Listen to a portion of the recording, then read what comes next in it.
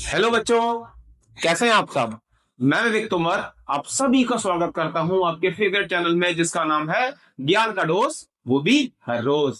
तो आज हम लोग क्या करने वाले हैं, जैसे कि हम लोगों ने लास्ट वीडियो में अपने केमिस्ट्री क्लास 10 का chapter number 1 chemical equations and reactions बहुत आसानी से सारे कॉन्सेप्ट को करते हुए क्या कर लिया था, कवर कर लिया था। और मैंने आपको प्रॉमिस किया था कि मैं एक और वीडियो लेके आऊंगा जहां पे हम लोग उन सारे टॉपिक से रिलेटेड क्वेश्चंस करने वाले हैं। तो इंतजार की घड़ी हुई खत्म और आज हम लोग उस वीडियो के साथ आपके सामने हैं। तो हम आज अपने क्लास 10 के chapter number 1 chemical equations and reactions के बहुत सारे कुछ इंपॉर्टेंट क्वेश्चंस देखेंगे। और by the end of this video आप लोगों को ऐसा लगेगा कि मैं अब सीबीएसई बोर्ड्स के लिए क्लास 10 के चैप्टर 1 को लेके बिल्कुल तैयार हूं। तो बिना किसी देरी के स्टार्ट करते हैं अपना session which is previous year questions and important questions for chemistry, chemical equations and reactions. चलिए, पहला क्वेश्चन क्या कहता है। क्वेश्चन नंबर में लिखा है व्हाइल इलेक्ट्रोलाइजिंग इलेक्ट्रोलिसिस। हाँ, याद आया भैया, हम लोगों ने पढ़ा था कि इलेक्ट्रोलिसिस में मैं क्या लूंगा, मैं वाटर लूंगा, ठीक है। उसके अंदर मैं इंप्योरिटीज ऐड करूंगा। सपोज करो मैंने कोई इंप्योरिटी एसिड ऐड करी। इंप्योरिटी क्यों ऐड करी, या भूले तो नहीं हो, मैंने बताया था कि प्योर वाटर, डिस्टिल्ड वाटर पर कभी भी इलेक्ट्रिसिटी कंडक्ट नहीं होती है। उसको कंडक्टर बनाने के लिए हमें थोड़ी सी इंप्योरिटीज को ऐड करना पड़ता है। अब इसके अंदर मैंने क्या करा था, दो इलेक्ट्रोड्स को ऐड किया था और एक इलेक्ट्रोड को मैंने नेगेटिव टर्मिनल से कनेक्ट करा था, एक पॉजिटिव से। कुछ याद आया? चलो मैं याद दिलाता हूं। ये एक डायग्राम भूले तो नहीं है आप लोग। यहाँ पर दो क्या है, इलेक्ट्रोड्स हैं। अब इलेक्ट्रोड किसकी बनी होंगी? अरे इलेक्ट्रोड मेरे पास कॉपर की हो सकती है, एल्यूमिनियम की हो सकती है, ग्रेफाइट की हो सकती है, ठीक है। तो दो इलेक्ट्रोड है, दोनों सेम मेटल की होंगी, बट ये ध्यान रखिएगा, एक इलेक्ट्रोड को मैंने बैटरी के नेगेटिव टर्मिनल से कनेक्ट करा और एक इलेक्ट्रोड को मैंने बैटरी के पॉजिटिव टर्मिनल से कनेक्ट करा। तो जिस इलेक्ट्रोड को मैं नेगेटिव से कनेक्ट करा उसको क्या बोला, कैथोड, और जिसको मैंने पॉजिटिव से कनेक्ट करा उसको क्या बोला, एनोड। तो कैथोड पे आ गया नेगेटिव चार्ज, एनोड पे आ गया पॉजिटिव चार्ज, और जैसे ही मैंने बैटरी से कनेक्ट किया ये सर्किट कंप्लीट हुआ और इलेक्ट्रिसिटी फ्लो होना स्टार्ट हो गई। अब इलेक्ट्रिसिटी क्या करेगी, वाटर के मॉलिक्यूल को ब्रेक कर देगी हाइड्रोजन एंड ऑक्सीजन में। बैलेंस कर दो भैया, बैलेंस हो गया, है ना। अब जब ये मॉलिक्यूल्स में टूट गए, हाइड्रोजन गैस के आयंस कैसे होते हैं बेटा, पॉजिटिव। ऑक्सीजन के कैसे होते हैं, नेगेटिव। तो नेगेटिव वाले आयंस कहां पे कलेक्ट हो जाएंगे, एनोड के पास, और पॉजिटिव आयंस कहां कलेक्ट होने शुरू हो जाएंगे, कैथोड के पास। क्या लिखा है, name the gases liberated at cathode. तो कैथोड पे कौन सी गैस लिबरेट हो रही है, हाइड्रोजन, ठीक है। एंड एनोड पे कौन सी गैस लिबरेट हो रही है, ऑक्सीजन। और इनके बीच में रिलेशनशिप बताओ वॉल्यूम। अब ये तो बताया, क्या रिलेशनशिप होगा, 2:1 का, है ना। यानी कि अगर मुझको एक मॉलिक्यूल वाटर का ब्रेक करना है तो उसमें से दो मॉलिक्यूल निकलेंगे हाइड्रोजन के और एक मॉलिक्यूल निकलेगा ऑक्सीजन का। Second part, what is observe when silver chloride is expose to sunlight.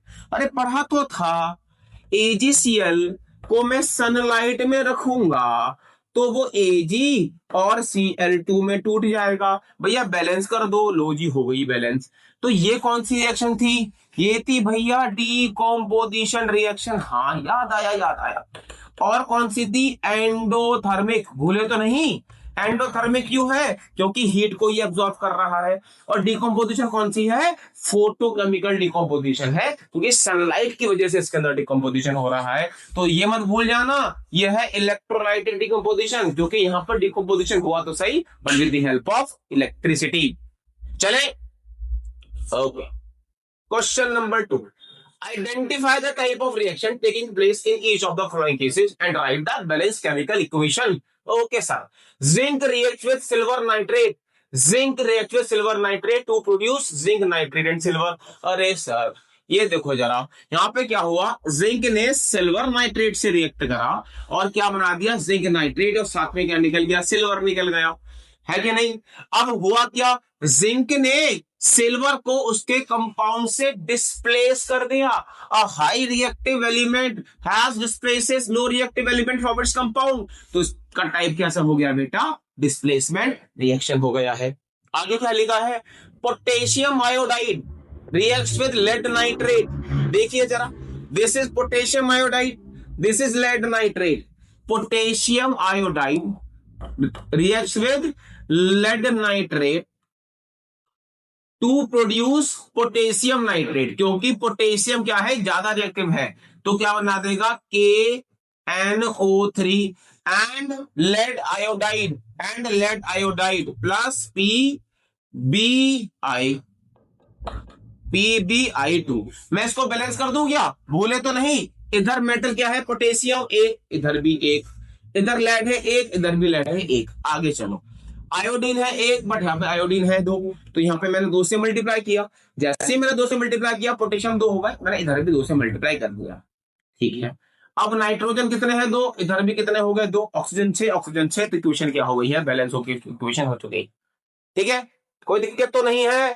Colour अगर याद करना हो तो PbI2 को याद रखिएगा, बहुत बार पढ़ चुके हैं, it is a yellow solid, एक येलो कलर का सॉलिड होता है। आगे चले क्या, चलो क्वेश्चन देखिए, a reaction of quicklime with water is an exothermic reaction. हाँ, हम लोगों ने बहुत डिटेल में पढ़ा था, है ना, क्विकलाइम कि वाटर के साथ रिएक्शन में क्या बनेगा, कैल्शियम हाइड्रोक्साइड बनेगा और साथ में क्या रिलीज होगी, हीट। हम लोगों ने एक क्वेश्चन और पढ़ा था कि वाटर को क्विकलाइम में बहुत स्लोली ऐड किया जाता है। इसका रीजन क्या था बच्चों, रीजन ये था कि since the reaction is highly exothermic in nature, यानी कि चूंकि मेरे पास ये रिएक्शन बहुत ज्यादा क्या रिलीज करती है, हीट रिलीज करती है, तो क्या करना चाहिए, अगर मैं पानी को एक साथ ऐड कर दूंगा तो बहुत सारी हीट एक साथ रैपिडली रिलीज होगी, है ना, और हमारे पास बर्न होने की चांसेस बढ़ जाएंगे। इसलिए हमको वाटर को भी क्या करना चाहिए, धीरे धीरे ऐड करना चाहिए। ठीक है, लिखा है reaction of quicklime is an exothermic. हाँ सही बात है, quicklime reacts vigorously with water and release large amount of heat. हाँ, तो भैया A and R both are correct and R is the correct explanation of A। इसका answer क्या हो जाएगा, A हो जाएगा। चले, चलो भैया, चलो बड़े चलो, पढ़ लिया। When quicklime reacts with water it forms silicate lime या फिर कैल्शियम हाइड्रोक्साइड, जिसका इस्तेमाल कहाँ कर रहे थे भैया, व्हाइट वॉशिंग इंडस्ट्रीज में कर रहे थे, है ना, हम लोग पेंट बनाने के लिए कर रहे थे। हाँ, याद आया क्या, याद आया। चलो अगला क्वेश्चन देखो क्या लिखा है, when an aqueous solution of potassium iodide, ठीक है, एंड लेड नाइट्रेट, अभी तो करा था, आर मिक्स्ड, तो क्या बनेगा, पोटेशियम नाइट्रेट, और बैलेंस कैसे करे थे, जल्दी बताओ। यहां 2 लगा दिया था भैया और यहां 2 लगा दिया था, ये बैलेंस हो गई थी, तो इसका देख आंसर ये हो जाने वाला है। ठीक है, भूलना नहीं, आगे चलते हैं। It is important to balance the chemical equation to satisfy the law of conservation of mass. हाँ, कि किसी भी इक्वेशन को बैलेंस हम क्यों करते हैं, ताकि वो लॉ ऑफ कंजर्वेशन ऑफ मास को फॉलो कर सके। आगे लिखा है which of the following statement of the law is incorrect, कौन सा उसके बारे में क्या है, इनकरेक्ट है। पहला, the total mass of elements present in the reactant is equal to the total mass of product. हाँ बिल्कुल सही, ये एकदम स्टेटमेंट ठीक है। अगला, the number of atoms of each element remain same before and after a reaction, ये भी सही है, क्योंकि अगर वो नंबर ऑफ एटम्स अलग अलग हो गए तो मास भी क्या हो जाएगा, चेंज हो जाएगा। सी पढ़ते हैं, the chemical composition of the reactant is same before and after, नहीं, अगर केमिकल कॉम्पोजिशन सेम है तो फिजिकल चेंज हो गया, और हम लोग वहां पे कौन सी रिएक्शन पढ़ रहे हैं, केमिकल चेंज पढ़ रहे हैं, तो इसका आंसर क्या हो जाएगा हमारे पास, सी हो जाने वाला है। ठीक है बच्चों, आगे चलते हैं। क्वेश्चन कहता है कि मैग्नीज ऑक्साइड और HCl करके MnCl2 बना दिया और क्लोरीन बाहर निकाल दिया। आइडेंटिफाई द सब्सटेंस ऑक्सीडाइज्ड, यानी कि जिस भी सब्सटेंस के पास ऑक्सीजन का ऐड होगा उसको मैं क्या बोलूंगा, ऑक्सीडेशन, और जब मेरे पास जिस सब्सटेंस में से ऑक्सीजन निकल के बाहर जाएगा उसको क्या बोलूंगा, रिडक्शन। तो अगर मैं इसमें देखूं, इस वाले सब्सटेंस के पास क्या हो रहा है, ऑक्सीजन का एडिशन हो रहा है, तो इसका क्या हो रहा है बेटा, ऑक्सीडेशन हो रहा है। और जो ऑक्सीडेशन करता है वो कौन सा एजेंट बन जाता है भैया, बताया तो था, वो प्रोड्यूसिंग एजेंट कुछ बोला था मैंने कहा। और जब इसका ऑक्सीडेशन होगा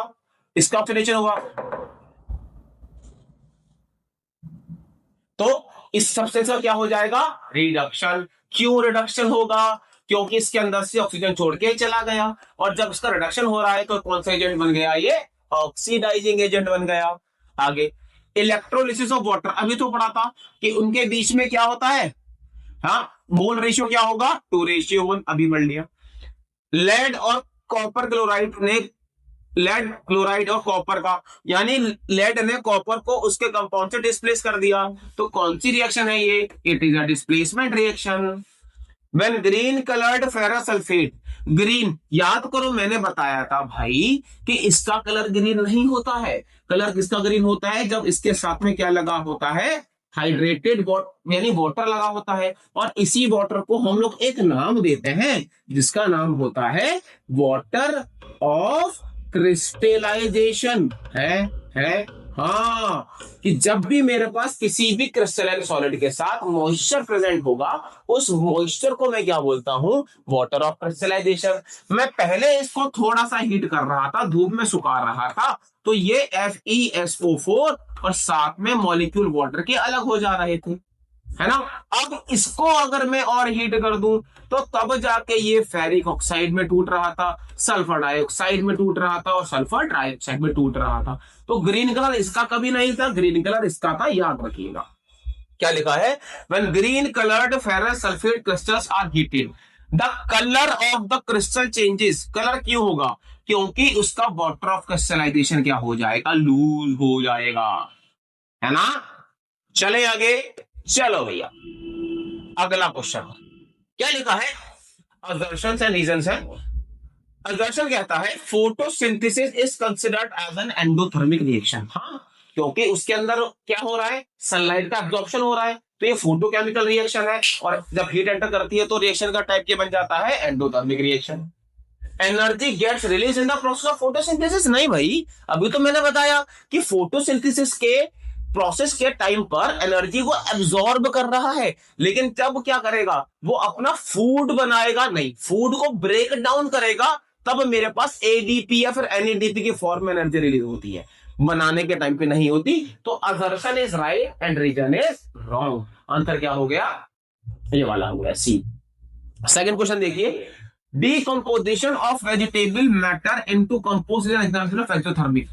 हाँ, कि डीकंपोजिशन अगर मैं करूंगा किसी भी वेजिटेबल मैटर का, उससे कंपोस्ट बनाऊंगा तो हीट निकलेगी, बिल्कुल निकलेगी, सही बात है।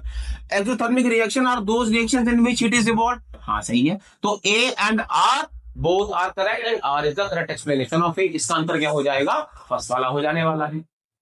थर्ड देखिए क्या लिखा है, when HCl is added to zinc, zinc में HCl ऐड कर देंगे तो ZnCl2 प्लस H2 बाहर निकल जाएगा। अब केमिकल रिएक्शन अकर्स, हाँ होगी, लेकिन इसको केमिकल रिएक्शन क्यों कह रहा हूं, क्योंकि उसका अंदर इवोल्यूशन ऑफ गैस हो रहा है, तो ये भी बिल्कुल सही है। तो इसका भी आंसर क्या हो जाएगा, फर्स्ट वाला, कि both R and A are correct and R is the correct explanation of A. ठीक है, आगे और देखो, और देखो देखो देखो क्वेश्चन देखो क्या क्या कहा है, calcium carbonate when heated gives calcium oxide and water. Water कैसे दे देगा, कार्बोनेट है भैया, कार्बोनेट है, हाइड्रोजन तो है ही नहीं, जब हाइड्रोजन है नहीं तो वाटर कैसे निकल जाएगा, तो ना एजर्शन इज रॉन्ग। रीजन क्या कहता है, on heating calcium carbonate decomposition reaction takes place. Decomposition कैसे हो जाएगी, नहीं है ना, कौन सी होती है, डिकम्पोजिशन होगी या कॉम्बिनेशन होगी, किसमें टूटेगा ये, CaO कैल्शियम ऑक्साइड में और CO2 में ब्रेक हो जाता है ना। तो मेरे पास ऑब्वियसली बात है कि कैल्शियम कार्बोनेट का क्या हो रहा है, डिकम्पोजिशन, तो उसका A is wrong, R is right, है ना। इसका आंसर कौन सा होगा, assertion is incorrect and but reason is correct. इसका आंसर हो जाएगा D. Chemical reaction changes the physical and chemical properties of substance, हाँ सही बात है। बर्निंग ऑफ वुड का एग्जांपल ले लो, फिजिकल प्रॉपर्टी भी चेंज होती है और केमिकल कंपोजिशन भी चेंज हो जाता है, ठीक है। Chemical change involve the change in chemical composition of matter and new substances form from. A is right, R is right and R is the correct explanation of it. AGVR is used in photographic and x-ray, हाँ सही बात है, हम AGVR का photographic में करते हैं, x ray में करते हैं, लेकिन आपने तो AGCL बताया था, AGCL का इस्तेमाल मैंने कहा किया था, ब्लैक एंड व्हाइट फोटोग्राफी में किया था, ठीक है। तो AGVR का भी हम लोग कलर्ड फोटोग्राफी में करते हैं। आगे AGVR इज फोटो सेंसिटिव, हाँ बिल्कुल सही बात है, and changes to AG and bromine. हाँ, अगर मैं AGVR को भी कहां रखूंगा, सनलाइट में रखूंगा, तो ये AG और BR में टूट जाएगा, यानी इसमें भी क्या होगा, A and R both are correct and R is the correct explanation of A. ठीक है, देखिए इसको कि a list 4 observation that help us to determine whether a chemical reaction has taken place. हमें तो 5 पढ़े थे। पहला क्या था? Formation of precipitate. दूसरा क्या पढ़ा था? Change in temperature. तीसरा evolution of gas, change in smell, change in colour. तो ये सारे किसके मेरे पास ऑब्जर्वेशन थे कि चेंज जो है वो कैसा है, केमिकल चेंज है। Question number 2, what is observed when carbon dioxide gases pass through the line water. अरे कैल्शियम कार्बोनेट बन जाएगा ना। कैल्शियम ऑक्साइड में अगर मैं CO2 ऐड करूंगा तो क्या बन जाएगा? CaCO3 में कन्वर्ट हो जाएगा। ध्यान रखिएगा। ओके, चले आगे। अरे सर ये क्या है? अरे कुछ नहीं है, एक केस बेस्ड क्वेश्चन है, थोड़ा सा समझ देखना और आप ये पाओगे कि इसकी हमें कोई जरूरत नहीं होती है ना। सिर्फ हमारा इसको पढ़ने से आंसर बन जाता है, बट फिर भी हम पढ़ेंगे। क्या लिखा है? reactions in which one element take place of another element in a compound are known as displacement। अरे भाई डिस्प्लेसमेंट की रिएक्शन की तुमने क्या लिख दी? डेफिनेशन आती है भाई। उसमें मोर रिएक्टिव एलिमेंट क्या करेगा? डिस्प्लेस कर देगा लेस रिएक्टिव एलिमेंट को, उसे कंपाउंड से पता है। In all single displacement reaction को हम लोग सिर्फ क्या कहते हैं? डिस्प्लेसमेंट रिएक्शन कहते हैं। ठीक है, आगे the displacement reaction between iron oxide and produce aluminium produce. ठीक है, हाँ हो गया। ठीक है, पढ़ लेना। क्वेश्चन पढ़ना, copper displaces which of the following metals. जब मैं आपको डिस्प्लेसमेंट रिएक्शन पढ़ा रहा था, वहां पर मैंने आपको एक मेटल की रिएक्टिविटी सीरीज भी बताई थी और मैंने ये बताया था कि ऊपर से जब मैं नीचे की तरफ ट्रेवल करूंगा तो मेरे पास रिएक्टिविटी मेटल की डिक्रीज होती चली जाएगी और ऊपर वाला मेटल ही नीचे वाले मेटल को क्या कर सकता है? डिस्प्लेस कर सकता है। नीचे वाला मेटल कभी भी ऊपर वाले मेटल को डिस्प्लेस नहीं कर पाएगा। अगर मैं उस सीरीज की हेल्प लूं तो जिंक कॉपर के ऊपर आता है तो उसको डिस्प्लेस नहीं कर पाएगा। आयरन को ऊपर क्या ऊपर इसको डिस्प्लेस नहीं कर पाएगा। और लेकिन एजी क्या है? सिल्वर क्या होता है? कॉपर के नीचे आता है। ठीक है, तो कॉपर क्या कर देगा? उसको डिस्प्लेस करके क्या बना देगा? Copper nitrate. तो इसका आंसर क्या हो जाएगा? सी। ठीक है, सेकंड देखना क्या कहता है? When zinc reacts with dilute sulphuric acid the gas evolve is. कह रहा है कि जब मेरे पास जिंक किससे करेगा? सल्फ्यूरिक एसिड से रिएक्ट करेगा तो जो गैस इवॉल्व होगी red in colour and have a sweet smelling, लाल रंग की होगी, स्वीट स्मेल होगी। अरे पहली बार सुनो, क्या होगी? जिंक सल्फेट बनेगा और हाइड्रोजन गैस बाहर निकल जाएगी। अरे हाइड्रोजन गैस तो कलरलेस होती है और ये पॉप की आवाज के साथ फूटती है। हम लोगों ने पढ़ा था इलेक्ट्रोलिसिस में। पढ़ना जरा, क्या कहता है? Be green in colour and have a foul smell. नहीं भाई, ये भी नहीं है ना। Colourless, odourless and burns with a pop sound. Yes, इसका आंसर क्या हो जाएगा? सी, क्योंकि गैस कौन सी रिलीज हो रही है? हाइड्रोजन हो रही है। When dry hydrogen is passed over a heated oxide of metal X, यानी कि जब मैं हाइड्रोजन को किसी एक्स मेटल से पास कर रहा हूं तो ठीक है, एक reddish brown residue is obtain, है ना। ठीक है, तो क्या है वो? अरे रेडिश ब्राउन का जब भी नाम आएगा आप क्या बना दोगे? कॉपर। क्योंकि एक मैं आपको रिएक्शन समझाता हूं। जब मैं कॉपर को चाइना डिश के साथ रिएक्शन कराऊंगा, यानी कि आप क्या करा रहे हैं? ऑक्सीजन के साथ रिएक्शन करा रहे हैं। 2 मॉलिक्यूल्स ऑफ कॉपर लेंगे, O2 से रिएक्ट कराएंगे तो ये 2 मॉलिक्यूल्स ऑफ CuO बनाएगा। Cu2O नहीं, CuO बनाएगा। ठीक है, क्यूप्रस ऑक्साइड बनाएगा जो क्या करता है? ब्लैक कलर का कोटिंग अपने ऊपर डिपॉजिट कर देता है। लेकिन जब मैं इसके ऊपर से ड्राई हाइड्रोजन पास करूंगा तो हाइड्रोजन क्या कर देगा? वाटर मॉलिक्यूल बना देगा और वापस किस में कन्वर्ट हो जाएगा? ये कॉपर में कन्वर्ट हो जाएगा, जिसका अपीयरेंस कैसा होता है? रेडिश ब्राउन होता है ना। तो इसका आंसर क्या होगा? कॉपर। कॉपर। आगे दो, in the electrolysis of water पढ़ लिया हम लोगों ने ना। ये आप अपना कीजिएगा। नेम में क्या separated anode and cathode. Anode पे ऑक्सीजन, कैथोड पे हाइड्रोजन। ठीक है, volume of gas collected 2 times है। हाँ, क्यों? क्योंकि मेरे पास हाइड्रोजन के 2 मॉलिक्यूल्स निकल रहे हैं। यानी ऐसे भी लिख सकते हो कि ऑक्सीजन के एक मॉलिक्यूल को लिबरेट करने के लिए हाइड्रोजन के कितने मॉलिक्यूल की रिक्वायरमेंट है? 2 मॉलिक्यूल की रिक्वायरमेंट है। And what would happen if H2SO4 is not added? बताया था सर, ये तो हमको आ गया। अगर मैं H2SO4 यानी एसिड ऐड नहीं करूंगा तो पानी कैसा है? डिस्टिल्ड है, इलेक्ट्रिसिटी कंडक्ट नहीं करेगी और रिएक्शन परफॉर्म नहीं हो पाएगी। ठीक है, You might have noted that when copper powder is hidden in China dish, अभी तो कराया। कॉपर पाउडर को मैं चाइना डिश के साथ ऐड करूंगा तो एक कॉपर ऑक्साइड बन जाएगा जो ब्लैक कलर की कोटिंग करता है। अगर मुझको उसको वापस रेडिश ब्राउन में कन्वर्ट करना है तो मैं ड्राई हाइड्रोजन के साथ ऐड करूंगा तो कॉपर और वाटर अलग हो जाएगा। देखो क्या लिखा है? when copper powder is heated in a China dish, तो कॉपर ऑक्सीजन क्या बन गया? Copper oxide. ठीक है, ये कैसी रिएक्शन है? कॉम्बिनेशन रिएक्शन है। हाँ ठीक है, ओके।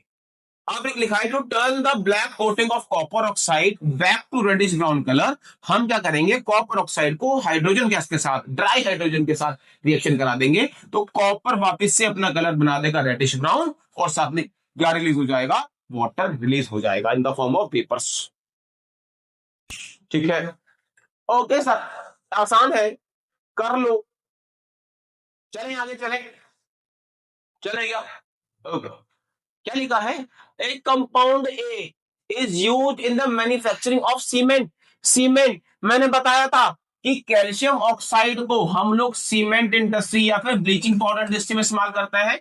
कैल्शियम हाइड्रोक्साइड को हम लोग व्हाइट वॉशिंग इंडस्ट्री में इस्तेमाल करते हैं।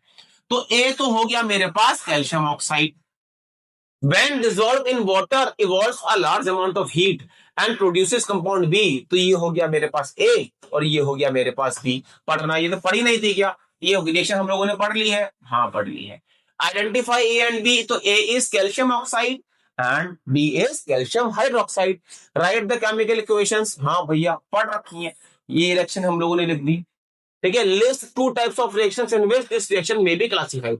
दो, पहली क्या हो रहा है, कॉम्बाइन हो रही है, कैल्शियम ऑक्साइड हाइड्रोजन नहीं, क्या वाटर के साथ रिएक्ट करके कैल्शियम हाइड्रोक्साइड बना रही है। तो पहली तो हो गई भैया ये कॉम्बिनेशन, लेकिन साथ में हीट भी तो निकली। जब हीट निकलती है तो रिएक्शन दूसरी कौन सी हो जाती है, एक्सोथर्मिक। ठीक है,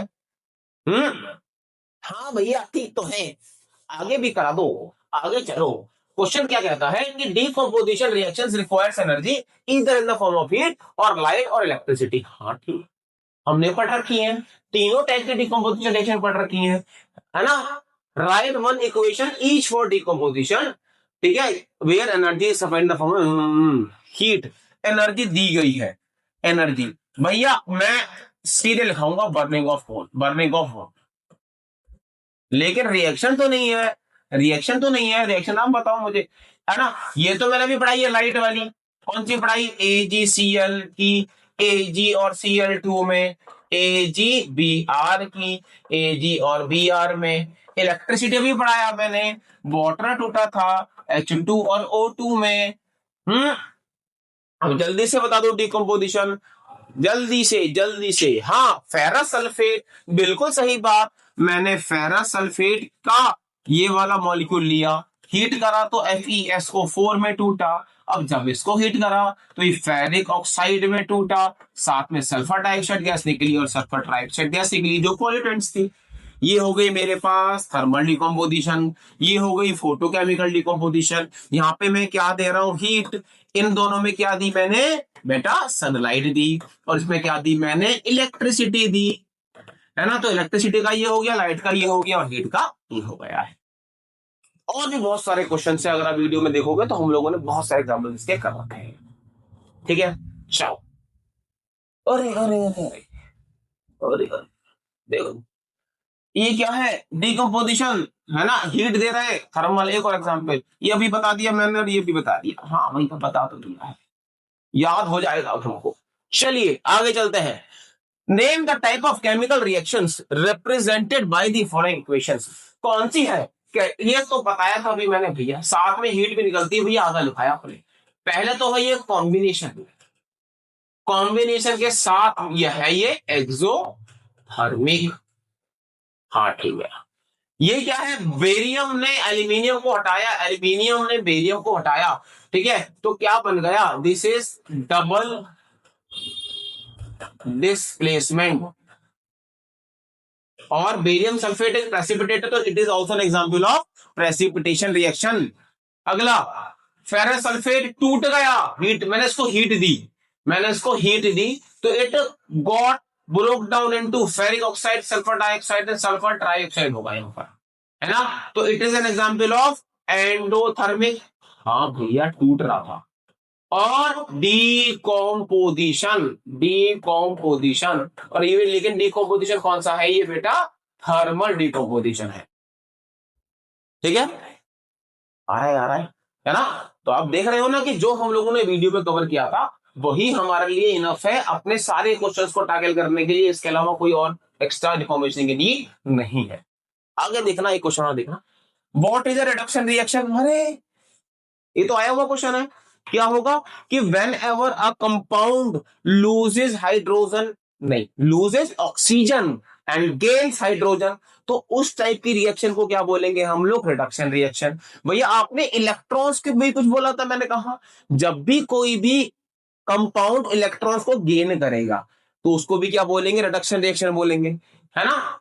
फिर क्या कहता है? Identify the substance that are oxidise and the substance that are reduced in the following. कर लेंगे।